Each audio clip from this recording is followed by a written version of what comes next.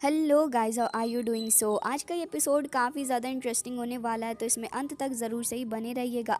तो गाइस, इस एपिसोड की भी शुरुआत होती है और हमें फाइनली जाके सोल होल की वो ब्रांच दिखाई जाती है जिस पे ये सारे के सारे लोग अपनी नज़रें गड़ाए हुए खड़े हुए थे। तभी यहाँ पर हमें देखने के लिए मिलता है कि सभी लोग अब जैसे ही उस जगह पर थे, तभी यहाँ पर अपना शाओयान कह रहा होता है फेंग जूजे से कि आप ऐसा करें, इस ब्रांच होल के अंदर जो मौजूद हैं जितने भी प्रोटेक्टर्स, आप पहले उनके बारे में पता लगा लो, क्योंकि ये लोग बिल्कुल भी जल्दबाजी नहीं करना चाहते थे, जिससे कि थोड़ी भी जल्दबाजी जहां हुई और वहां पर याओ चैन के बचाने के चांसेस और भी ज़्यादा कम हो जाते। जैसे ही फेंग जूजे यहाँ पर खड़े होकर स्कैन करते हैं अपनी कॉन्शियस पावर के थ्रू, तब यहाँ पर वो डिटेक्ट कर लेते हैं कि अंदर तो ढेर सारे प्रोटेक्टर्स मौजूद हैं, लेकिन फिर भी यहाँ पर जायान कह रहा होता है कि कोई बात नहीं है, अब हमें अंदर चलना होगा। तो वो सारे के सारे यहाँ पर अपने जायान की बात मान के अंदर की तरफ को भी चल देते हैं।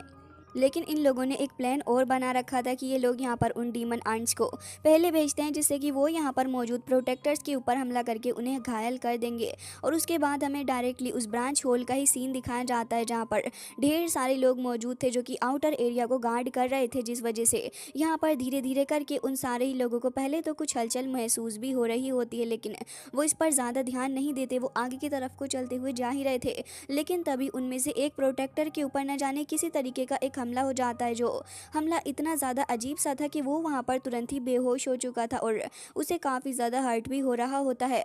उसके साथ ही काफ़ी अवेयर हो जाते हैं और चारों ही तरफ देखने लगे थे कि आखिर किसने सडनली यहाँ पर हमला कर दिया है, और ये हमला इतना ज़्यादा फास्ट है कि वो लोग देख भी नहीं पा रहे। जबकि हमें दिखाया जाता है कि यहाँ पर वो जो डीमन एंट्स थी वो दूसरे साथियों के भी ऊपर एक के बाद एक हमला करने लग जाती है, जिससे कि पहले यहाँ पर एक बंदा ही यहाँ इंजर्ड हुआ था, जबकि अब धीरे धीरे करके दो तीन साथी और मारे जा चुके होते हैं। अब जैसे ही यहाँ पर ये एक प्रोटेक्टर इस बात को महसूस करता है कि यहाँ सिचुएशन ठीक नहीं है, तो वो तुरंत ही यहाँ से भाग जाता है अपने बाकी सारे सीनियर्स को बताने के लिए कि यहाँ का मसला बहुत ही ज़्यादा ख़राब हो चुका, ताकि यहाँ पर कोई भी अनयूजुअल घटना ना हो, इसलिए वो भागता हुआ जा ही रहा था। लेकिन जैसे ही वो थोड़ा आगे निकल के जा रहा होता है, तभी दूसरे प्रोटेक्टर को देखते हैं जो कि वहाँ पर बैठा हुआ था, और सडनली उसे रियलाइजेशन होती है कि कोई तो आगे बढ़ रहा है।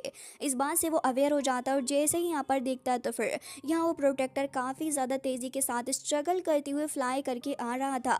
लेकिन ये स्ट्रगल था किस चीज़ का, उसके बारे में इन लोगों को पता चल पाता उससे पहले ही उसकी हालत इतनी ज़्यादा ख़राब हो जाती है कि वो यहाँ पर काफ़ी ज़्यादा दर्द को एक्सपीरियंस करते हुए ऑन द स्पॉट ही यहाँ पर ख़त्म हो जाता है, जबकि उसकी बॉडी से यहाँ कुछ डीमन आंट्स निकल के चली गई थी। ये सिचुएशन देखने के बाद यहाँ ये सारे ही प्रोटेक्टर्स समझ जाते हैं कि ये कोई नॉर्मल सिचुएशन तो बिल्कुल भी नहीं है। जबकि उन लोगों को इस बात का भी अंदाज़ा हो चुका था कि यहाँ पर चीज़ें ठीक नहीं चल रही, तो वो सभी आपस में डिसाइड करते हैं कि सडनली यहाँ पर ये डीमन आंट्स कैसे अंदर आ गई हैं। सभी लोगों को केयरफुल होने के लिए कह दिया जाता है, और यहाँ पर सभी लोग खड़े होकर देख ही रहे थे आसपास। लेकिन इतनी ही देर में यहाँ पर एक प्रोटेक्टर के ऊपर सडनली कोई तो हमला करता है। काफ़ी ज़्यादा फास्ट हमला उसके ऊपर हुआ था एक सोड के स्लैश के थ्रू, और ऑन द स्पॉट ही उसकी भी डेथ हो जाती है।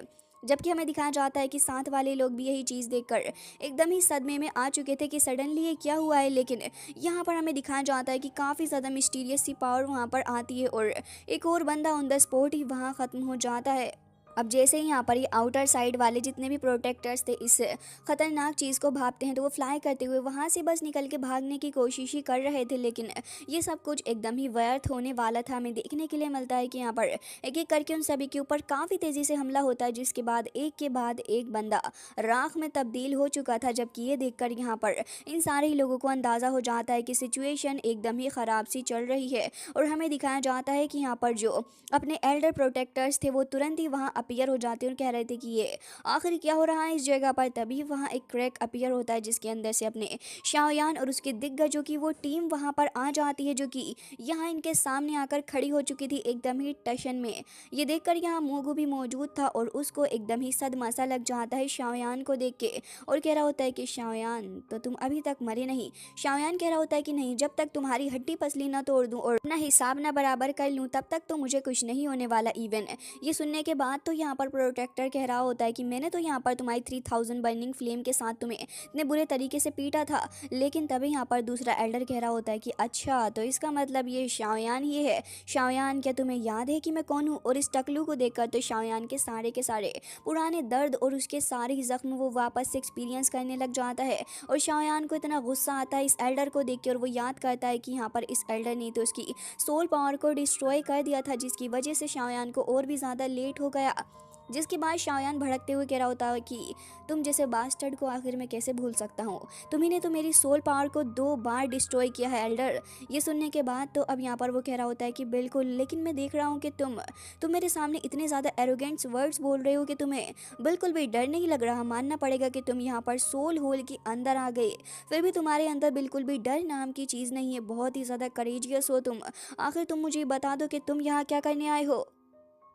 वैसे तो ये बात तो वो साफ साफ जानता था कि शाओयान का यहाँ पर आने का मकसद क्या है। तो वो कह रहा होता है कि अगर तुम यहाँ से चोरी करने के लिए आए हो तो फिर यह बात याद रखना कि तुम यहाँ से अब एक कदम बाहर निकाल कर नहीं जा सकते, क्योंकि ये जगह कोई नॉर्मल जगह बिल्कुल भी नहीं है। तभी फेंग जूजे कह रहे होते हैं कि भाई साहब, लग रहा है कि तुम यहाँ पर हमारी शिंगन पवेलियन को सीरियसली लेना छोड़ चुके हो। तो अब लग रहा है कि अब समय आ चुका है कि मैं यहाँ पर तुम्हारी एक एक हद्दी तोड़कर तुम्हारे हाथ में दे दूं। तभी वो कह रहा होता है कि बस बस, अपनी बातें अपने पास ही रखो। ये सुनने के बाद तो अब यहाँ पर काफ़ी ज़्यादा गर्म माहौल हो चुका होता है। फेंग जूजे को अभी भी चैन नहीं आ रही थी, तो वो कह रहे होते हैं कि यहाँ का एनवायरनमेंट तुम्हारे साथ खेल खेलने के लिए काफ़ी अच्छा है। और तभी वो यहाँ पर अपनी पावर को अनलीश करते हैं और एक टोर्नेडो को वो क्रिएट कर लेती हैं। और तभी यहाँ पर उसको क्रिएट करते हुए जैसे इन सभी का ध्यान भटकता है तो शाओयान से कह रहे थे कि शाओयान, मैं इसे रोकता हूँ, तुम यहाँ से चले जाओ। तो शाओयान तुरंत ही वहाँ से भागता हुआ निकल के जा रहा होता है, जबकि उसकी तरफ एक चेन भी आ रही थी। लेकिन यहाँ पर उसकी प्यारी लिटिल फेरी डॉक्टर उसको आकर प्रोटेक्ट करती है अपनी पावर्स का यूज़ करते हुए। और इस टोर्नेडो की पावर जैसे ही अनलीश होते हुए चारों ही डायरेक्शन में जा रही थी, तभी यहाँ पर कुछ और एल्डर्स भी टपक पड़ते हैं। तो फिर अब इन सभी के बीच में आपस में फाइट होने लग जाती है, जहाँ पर अभी शाओयान तो यहाँ से निकल के जा चुका था मेन एरिया की तरफ अपने मास्टर को ढूंढने के लिए, जबकि कुछ और प्रोटेक्टर्स उसके पीछे जा रहे होते हैं उसको पकड़ने के लिए। तो शाओयान यहाँ अपनी लाइटनिंग स्पीड का यूज़ करते हुए जा रहा था, लेकिन एक बार फिर वहाँ पर एल्डर आ जाता है और अपने स्पिरिचुअल हैंड का यूज़ करते हुए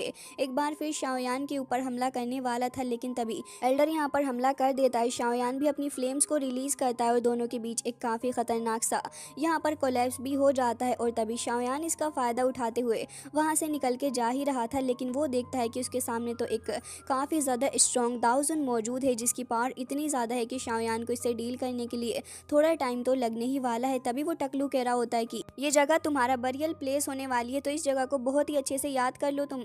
और फिर अपनी पावर रिलीज़ करते हुए शाओयान की तरफ ही आगे जा रहा था। तभी दोनों के बीच एक बार फिर से यहाँ पर टक्कर हो जाती है। तो शाओयान कह रहा होता है कि तुम्हें लग रहा है कि तुम्हारा ओपोनेंट मैं हूँ, लेकिन असल बात तो ये है कि तुम्हारा ओपोनेंट मैं नहीं। और तभी यहाँ पर डीमन पपेट को शाओयान निकाल लेता है, और डीमन पपेट तो था ही इतना ज़्यादा स्ट्रॉन्ग कि उसकी बैक लगाकर ही वो यहाँ पर एल्डर को रोक लेता है और पलट के तुरंत ही उसके मुँह के ऊपर एक किक भी जड़ देता है। जिसके बाद यहाँ पर डीमन पपेट का दुश्मन अब वो बन चुका था। तो यहाँ पर दोनों के बीच ही फाइट चल रही होती है, जबकि शाओयान सोच रहा होता है कि क्यों ना इसी मौके का फ़ायदा उठा के जल्द से जल्द इस जगह से निकल लिया जाए। लेकिन एल्डर भी अब डीमन पपेट को छोड़ के शाओयान के पीछे जा ही रहा था और वो ऑलमोस्ट उसको नेक से पकड़ने ही वाला होता है। लेकिन एक बार फिर यहाँ पर डीमन पपेट आ जाता है और इस बार वो एक बार फिर उसकी स्टमक के अंदर एक बार फिर बहुत ही ज़्यादा ज़ोर से किक करता है, जिसकी वजह से एल्डर बहुत ही ज़्यादा दूर जाता है। लेकिन वो फिर भी हार मानने का नाम नहीं ले रहा था और शाओयान से कह रहा होता है कि भले ही तुम यहाँ पर कितने ही लोगों को क्यों ना भेज दो, मैं आज तुम्हें यहाँ पर ख़त्म करके ही रहूँगा। और सडनली वहाँ पर काफ़ी सारे प्रोटेक्टर्स आ जाते हैं एक साथ इकट्ठे हमला करने के लिए। लेकिन वहाँ पर लिटिल फेरी डॉक्टर भी मौजूद थी, जो कि ऑन द स्पॉट अपनी पावर्स का यूज़ करते हुए आसपास काफ़ी सारी मिस्ट को फैला देती है। और इसी वजह से यहाँ पर जैसे ये पॉइजन फैलता है एयर के अंदर, तो सभी लोग थोड़ा आसपास नहीं देख पा रहे थे। सभी का विजन काफ़ी धुंधला हो चुका होता है, जिसकी वजह से वो थोड़े कंफ्यूज थे कि आखिर किस डायरेक्शन में उन्हें जाना चाहिए।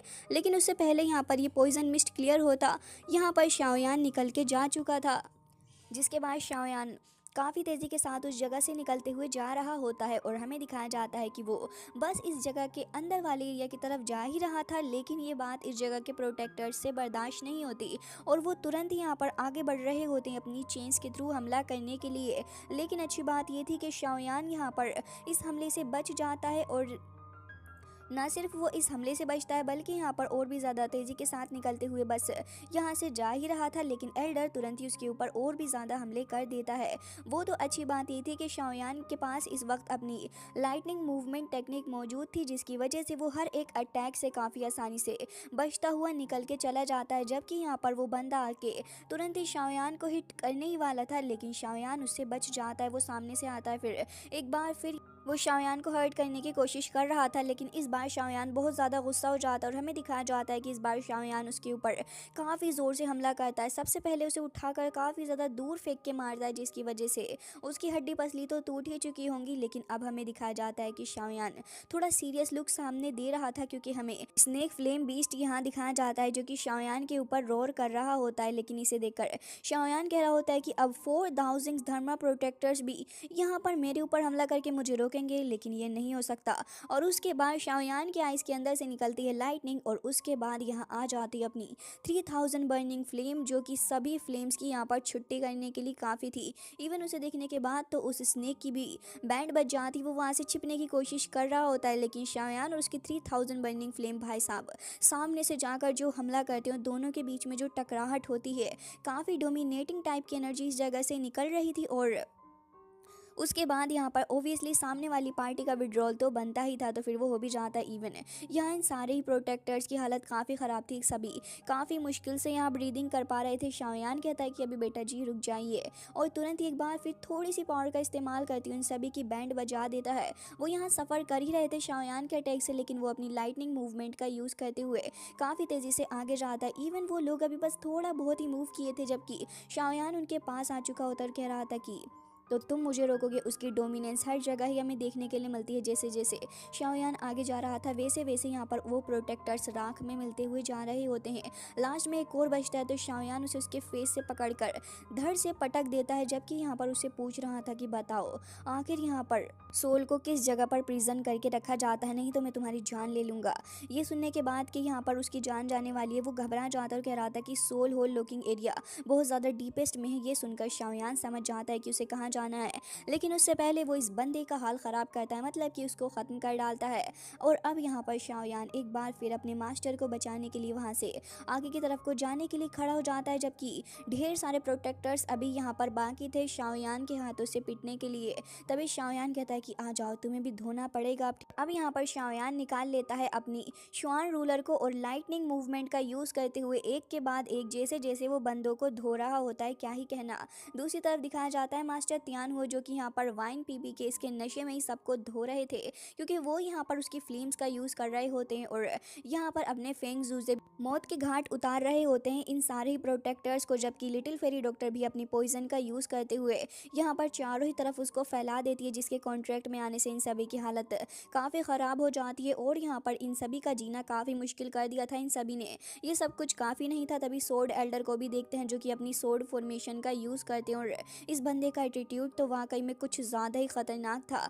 वो यहाँ पर अपनी सोर्ड फॉर्मेशन का इस्तेमाल इस तरीके से करता है कि वो सोर्ड्स पहले जाती हैं लिटिल फेरी डॉक्टर के उस पॉइजन एरे के अंदर, और उसके अंदर से होते हुए जब वो जाकर बरस रही होती हैं इन सारे प्रोटेक्टर्स पे, तो लिटरली यहाँ पर सोर्ड्स की बरसात हमें देखने के लिए मिलती है। और साथ ही हमें यहाँ पर टीम डिटर्मिनेशन भी देखने के लिए मिलती है मास्टर याओ चैन को बचाने के लिए, जो कि वाकई में बहुत ही ज़्यादा अच्छी बात है। दूसरी तरफ शाओयान भी एक के बाद एक सारे ही प्रोटेक्टर्स को धो देता है। लिटरली वो यहाँ पर अंबार लगा रहा था लोगों को ख़त्म करके उनकी लाशों के, और अभी भी यहाँ पर ये लोग खत्म होने का नाम नहीं ले रहे थे, तो फिर शाओयान भी रुकने का नाम नहीं लेता और डोमिनेंस को शाओयान यहाँ पर शो करता है। उन सभी को ख़त्म करते हुए शाओयान धीरे धीरे करके उस इनर डोर के और भी ज़्यादा पास आता जा रहा था, जबकि शाओयान के प्रकोप से डरते हुए वो प्रोटेक्टर्स वहाँ से भाग कर जा रहे होते हैं। लेकिन धीरे धीरे करके शाओयान भी उस जगह पर पहुँच ही जाता है जहाँ पर वो थोड़ा हांफता हुआ आगे बढ़ रहा था। लेकिन जब वो देखता है अपने सामने का नज़ारा, तो ये नज़ारा शाओयान को कुछ वक्त के लिए झंझोड़ कर ही रख देता है, क्योंकि सामने उसके मास्टर थे जिनकी हालत इतनी ज़्यादा ख़राब हो रखी थी कि वो यहाँ पर ढंग से अपनी नेक उठा के देख भी नहीं पा रहे थे कि आखिर सामने चल क्या रहा है। शाओयान भी इस वक्त काफ़ी ज़्यादा वनरेबल फील कर रहा होता है। वो अपना हाथ अपने मास्टर की तरफ बढ़ाता है और वो इतना ज़्यादा इमोशनल हो जाता है कि वो कुछ कह तक नहीं पाता, बल्कि उसी वक्त यहाँ पर उसके इमोशन बर्स्ट आउट कर जाते हैं और वो खुद को यहाँ पर शांत करने की कोशिश कर रहा था। फिर खुद को संभालता है, धीरे धीरे धीरे करके आगे बढ़ता है, लेकिन जैसे जैसे आगे जाता जा रहा था वैसे ही उसको इतना ज़्यादा रोना आ रहा होता है कि वो अपने मास्टर के पास बस जल्द से जल्द पहुंचना चाहता था। जब वो अपने मास्टर का इस तरीके से मुरझाया हुआ चेहरा देखता है तो उसे याद आता है वो चेहरा जब मास्टर एकदम ही हेल्दी थे और उन्होंने उससे कहा था कि तुम एक छोटे लिटिल बेबी हो जिससे यहाँ पर काफ़ी चीज़ें एक्सपोज नहीं हुई हैं। शाओयान फिर भागता है क्योंकि अब वो खुद को रेसिस्ट नहीं कर पा रहा था और अपने मास्टर को इतना ज़्यादा करीब देखकर आखिर वो कैसे यहाँ पर रुक सकता है। बाद में वो अपनी वो मेमोरी भी याद करता है जहाँ पर उसको एक फार्माकोपिया दिया था उसके मास्टर ने, और उस फार्माकोपिया को देखकर वो कह रहा होता है कि आपको नहीं लगता कि ये टू ओल्ड फैशन है, मुझे कुछ नया दीजिए। तभी यहाँ पर उसके मास्टर ने उसके सर पे एक चांटा लगाते हुए कहा था कि बेटा जी, तुम्हें यहाँ पर अपनी रिफायरमेंट के ऊपर फोकस करना चाहिए, ना कि इस फार्माकोपिया के ऊपर, समझे तुम, और तुम्हें यहाँ पर एक कल्टिवेटर के तौर पर अपनी रिफाइनमेंट के ऊपर ही फोकस करना होगा। शाओयान को फिर ये सारी बातें याद आती हैं और ये भी कि किस तरीके से यहाँ पर सोल पैलेस के लोगों ने उसके मास्टर को इतना ज़्यादा टॉर्चर किया कि उनकी ये हालत हो गई।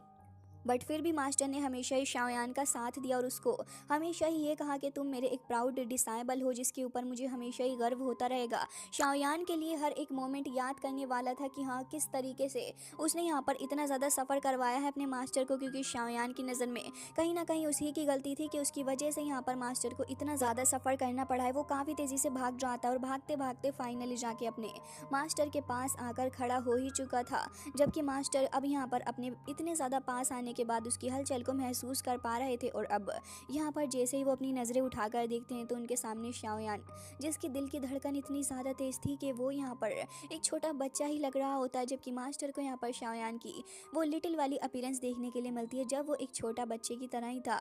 जिसके बाद यहाँ पर शाओयान की तरफ जब वो देखते हैं और कह रहे थे कि तो इसका मतलब ये तुम हो, तभी वो कह रहा होता है कि यस मास्टर, ये मैं ही हूँ। और तभी वो यहाँ पर रोने भी लग जाता और कह रहा था कि देखिए, मैं आपको बचाने के लिए आ चुका। और तुरंत ही बिल्कुल भी वेट ना करते हुए अपनी पावर्स का यूज़ करते उस बैरियर के ऊपर उससे काफ़ी ज़ोर से हमला करता है और शाओयान इस बैरियर को कुछ ही झटकों के अंदर तोड़ डालता है, जिससे कि आसपास यहाँ पर वो बैरियर पूरे तरीके से बिखर जाता है। और यहाँ जिन हाथों ने यहाँ पर शाओयान को इतना सब कुछ सिखाया है, अब वो हाथ यहाँ पर इतने ज़्यादा लाचार हो चुके थे कि वो खुद को संभाल भी नहीं पा रहे थे। मास्टर याओचेन तुरंत ही यहाँ पर अपना बैलेंस खोकर गिरने ही वाले थे, लेकिन शाओयान तुरंत ही अपने मास्टर के पास आकर उनको पकड़ता है। उसके बाद शाओयान उनका हाथ अपने शोल्डर पे रख के उनको खड़ा कर लेता है, जबकि यहाँ पर मास्टर को बहुत ज़्यादा खुशी हो रही थी, लेकिन वो एक्सट्रीमली वीक हो चुके होते हैं। वो ढंग से अपने खुद के बल पर खड़े भी नहीं हो पा रहे थे, जबकि शाओयान यहाँ पर पूरी कोशिश कर रहा होता है अपने मास्टर को यहाँ पर कंसोल करने की।